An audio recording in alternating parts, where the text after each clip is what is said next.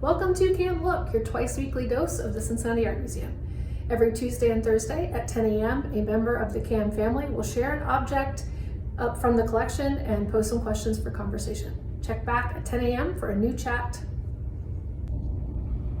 I'm Carrie Atkins Maras. I'm the Associate Director for Community Engagement here at the Cincinnati Art Museum. And today we're going to take a look at a Strobridge lithograph made right here in Cincinnati in celebration of Groundhog's Day. So happy Groundhog Day, and let's take a look.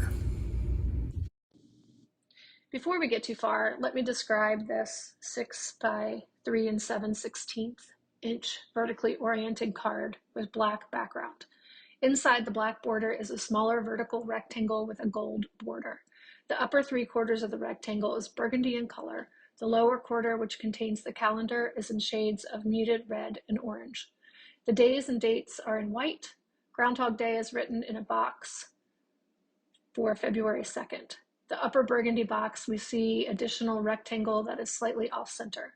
Inside this white box, also edged yellow, we have the name of the company, the Strobridge Lithography Company, and below that our standing groundhog, complete with shadow. The name of the month, February, is written across the image of the woodchuck. Further decorating the card, we see 3 yellow torches to the left of the box with the groundhog and a flourish of light blue swirls overlaid onto the burgundy box and black background. The year, 1898, appears in yellow just to the right of the calendar portion of the card. Groundhog Day is on February 2nd in the United States and Canada.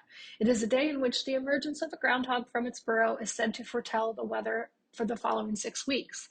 The beginning of February, which falls roughly halfway between the winter solstice and the spring equinox, is a significant time of the year in many cultures. But during the Middle Ages, there arose the belief that animals such as the badger and the bear interrupted their hibernation to appear on this day. If the day was sunny and the animal saw its shadow, 6 more weeks of winter remained.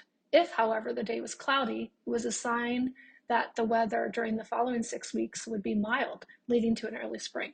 German immigrants to the United States carried the legend with them, and in Pennsylvania, the groundhog became a substitute for the badger. Since 1887, Punxsutawney Phil, a groundhog from the west central part of Pennsylvania, has been the center of a staged appearance each February 2nd. In what has become a media event, Phil commands the attention of television weathermen and newspaper photographers from all over the U.S. Phil has about a 40% success rate. Not exactly a great track record, but when Phil emerges from his burrow, with a little help from his handlers, to give his official forecast, we will all be watching. Of course, it's all in good humor. As the folks in Punxsutawney say, a day to take everything a little less seriously and break up the winter monotony, at least for a little while. Lastly, we want to answer the age-old question, what's the difference between a woodchuck and a groundhog? Well, scientifically, there's no difference. They're the exact same burrowing rodent. We hope you enjoyed this Cam Look, and happy Groundhog Day, everybody. See you soon in the museum.